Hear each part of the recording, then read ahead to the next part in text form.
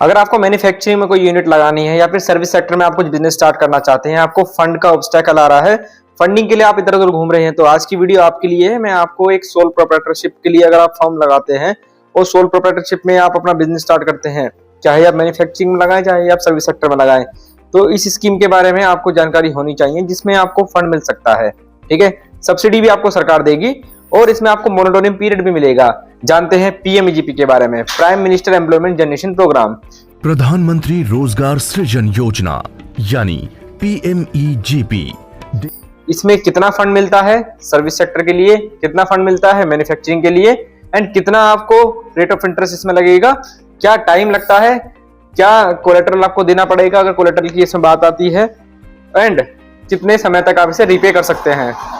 Prime minister employment generation programme वैसे तो काफी पॉपुलर स्कीम है इसमें, लेकिन बहुत सारे लोगों को जानकारी नहीं है कि एग्जैक्ट पूरा प्रोसीजर क्या होता है, कौन कौन सी फर्म इसमें एलिजिबल है। ऐसा तो नहीं है कि मेरा एग्जिस्टिंग बिजनेस है, मैं ऑलरेडी कोई बिजनेस स्टार्ट कर रहा हूँ, उसके लिए मैं यूनिट के लगाना चाहता हूँ, या मैं अपने बिजनेस को एक्सपेंशन के लिए फंड देख रहा हूँ तो इसमें मिलेगा नहीं मिलेगा, ये सारे क्वेश्चन लोगों के रहते हैं।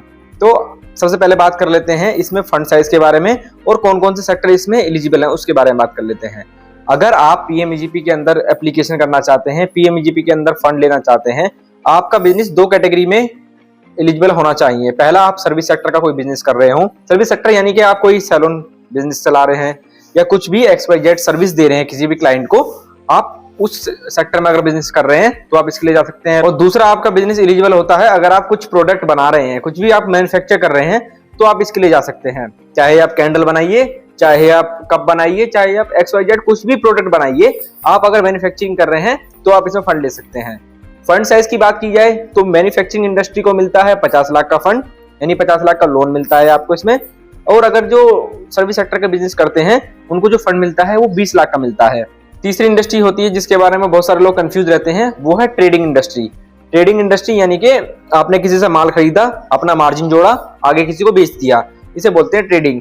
तो इसमें आप एलिजिबल नहीं हैं। लेकिन अगर आप ट्रेडिंग व्हाइट लेबलिंग के थ्रू कर रहे हैं, व्हाइट लेबलिंग मतलब आपने किसी मैन्युफैक्चरर से अपना सामान उठाया, उसमें अपना ब्रांड लगाया, मान लो मैंने अपना ब्रांड लगा दिया, अपना XYZ कुछ ब्रांड डाल दिया, ठीक है, उसे मैं मार्केट में बेच रहा हूँ, चाहे मैं डिस्ट्रीब्यूशन के थ्रू बेच रहा हूँ, चाहे मैं डायरेक्ट कस्टमर को बेच रहा हूँ, तो मेरा ये जो बिजनेस है वो इसमें एलिजिबल रहेगा पीएमईजीपी में। ठीक है, इसमें जो फंड साइज होता है वो मैंने आपको बता ही दिया है।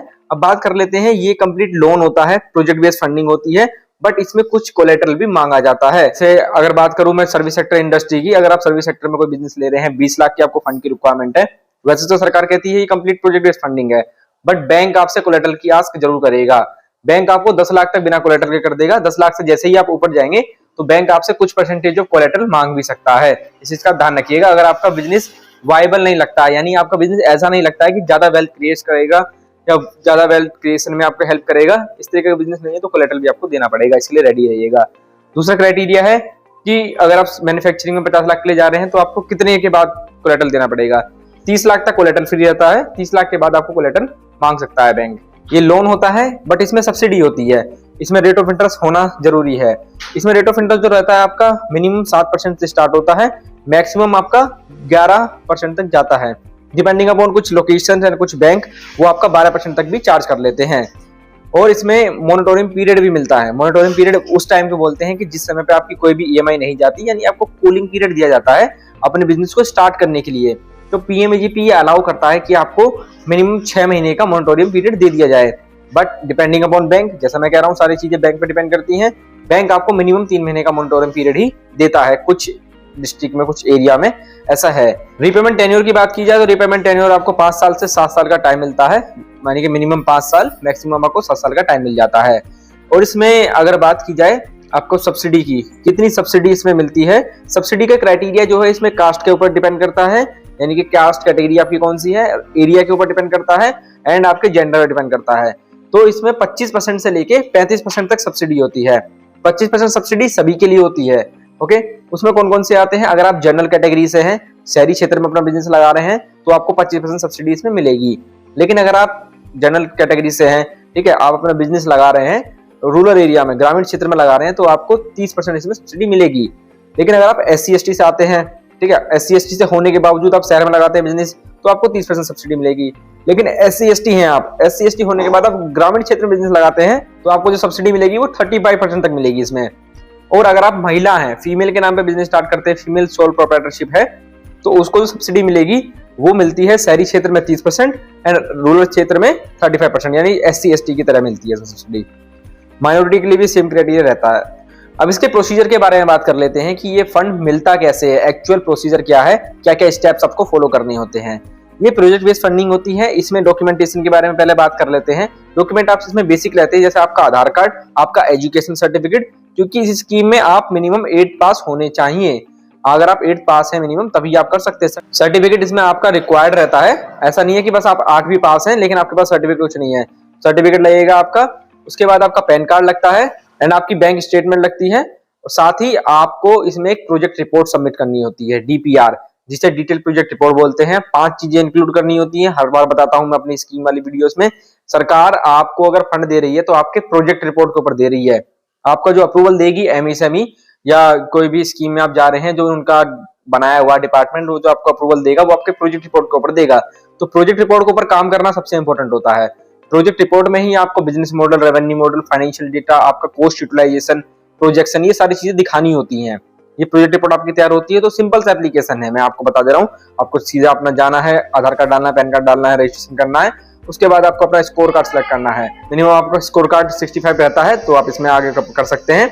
उसके बाद आपको डॉक्यूमेंट अपलोड करना है, सबमिशन कर देना है। सबमिशन करने के बाद इसमें फाइल जाती है आपकी DIC, डिस्ट्रिक्ट इंडस्ट्रियल सेंटर। तो PMEGP को जो मॉनिटर करता है वो KVIC के अंडर में आता है, DIC यानी जिला उद्योग केंद्र, डिस्ट्रिक्ट इंडस्ट्रियल सेंटर। इसमें आपका पूरा रोल रहता है। जैसे मैंने आपको बताया, अभी आपने एप्लीकेशन कर लिया, डॉक्यूमेंट आपने अपलोड कर दिया, फाइनल सबमिट कर दिया, आपके पास ऐसी PDF डाउनलोड होगी। ये तो PDF आप देख रहे हैं स्क्रीन पे, इस तरीके की आपकी PDF डाउनलोड होगी। PDF में आपका मेंशन रहेगा कौन सा आपका DIC है, कहाँ पे आपको विजिट करना है। तो जैसे ही आपकी सबमिट हो जाती है तो पहले तो 15 डेज तक आप मिनिमम वेट कीजिए। 15 डेज तक वेट करने के बाद, या फिर आप ऐसा कर सकते हैं कि 7 दिन बाद ही या 3 दिन बाद, मिनिमम 3 दिन का आप गैप दीजिएगा। एप्लीकेशन सबमिट करने के मिनिमम 3 दिन बाद आप DIC जा सकते हैं। अपने DIC का एड्रेस आपको मिलेगा उसी एप्लीकेशन में। आप वहां जाइए, बताइए कि मैंने इस प्रोजेक्ट के लिए, यानी ये मेरा बिजनेस है जिसे मैं स्टार्ट करूंगा, इसके लिए मैंने अपना एप्लीकेशन सबमिट किया है। फिर वो आपके बिजनेस को प्रोजेक्ट रिपोर्ट के अकॉर्डिंग मॉनिटर करेंगे, क्या आपने चीजें डाली हैं वो सही है या नहीं है। अगर ऐसे सही लगती हैं उन्हें या कुछ करेक्शन होता है तो आपको बता देते हैं, या पोर्टल पे ही अपडेट कर देते हैं, जिसे कि आप करेक्ट कर सकते हैं अपने आप से। ओके, वहां पे वो करेक्ट करने के बाद या फाइनल करने के बाद आपका बैंक फाइल भेज देते हैं। फिर पूरा प्रोसीजर होता है बैंक का। बैंक आपसे इसमें 10% का कंट्रीब्यूशन मार्जिन देखता है, क्योंकि ये गवर्नमेंट स्कीम है, इसमें सब्सिडी आपको मिल रही है, बट 10% आपको भी दिखाना पड़ेगा। जी 10% हमारे पास भी है, हम बिजनेस स्टार्ट कर रहे हैं। ये आपके पास होता है, ठीक है, ये आपको अपने अकाउंट में रखना होता है, किसी को देना नहीं होता। ये आपके पास है। उसके बाद बैंक आपका वेरिफिकेशन करने के लिए आता है। वेरिफिकेशन इसमें किस तरीके से होता है, जिस भी जगह पे आप बिजनेस स्टार्ट कर रहे हैं उस जगह का कंस्ट्रक्शन पूरा हो गया हो, पहली चीज तो।